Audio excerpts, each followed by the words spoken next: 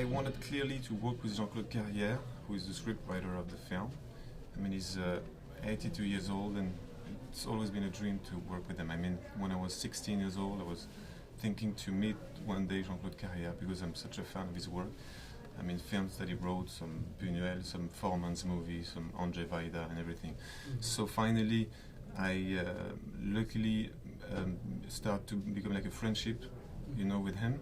And then we started to think to a film to write together, without any production, without any, no one, just him and me. And then we started with a plot of Marivaux. He's a French writer for theater. And so I started to think about that, about a widow and a guy. They met each other, and then suddenly I realized that it was the main, how do you say, the story of happiness therapy. Silver-Liner things, it was the same, strangely. So we switched, and then we wrote, like, you know, the expression cadavre exquis? Cadavre exquis, it's a surrealist game. Okay. When you start to write something, and then you hide what you wrote, and then you pass to your friend, and then you wrote. So it's a kind of a game like this, the film. So it's about sex and death and broken friendship and new wedding after another.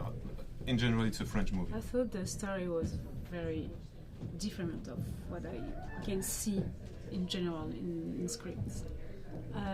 It's very particular, and I thought the character was weird. I mean, like inconsciently bringing to something real. And I wanted to do that. Maybe for somebody who didn't know how to do it, it appears like a bit difficult, but for me it's easier, because sometimes when I get bored to be the director, I'm the actor, and then when I get bored to be the actor, I'm the director. So it's much more funny for me because I can switch every day. And I'm a septic person, me, and sometimes I think that I don't have any personality. So I'm very happy to leave my actor hat to go to the director hat, you know. I watch myself, but I have also like colleagues on the set, you know, who I trust to, comment on dit, en qui je crois? You trust that, tu leur fais confiance. Okay, je leur fais confiance. Ouais. I trust them. So sometimes I go to them and I said, are you okay? So she said, yes, I'm okay.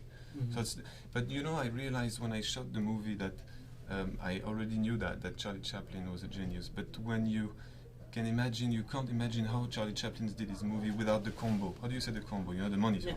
Yeah. I mean, at this time, he didn't have a monitor, because right now, because of Jerry Lewis, you know, that he was the first guy, because he directed the movie and played in it, he asked for like a TV monitor to watch himself.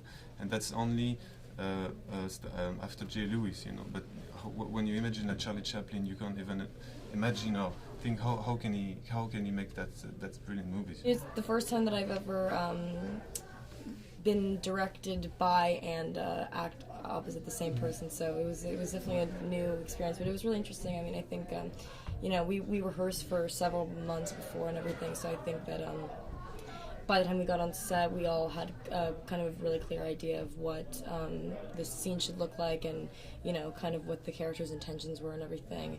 And Louis is really clear about what he wants and everything, and he has a very you know, specific idea in his head about what he wants his scene in his movie to look like. So I really appreciated that, you know, in terms of just knowing what we were to do.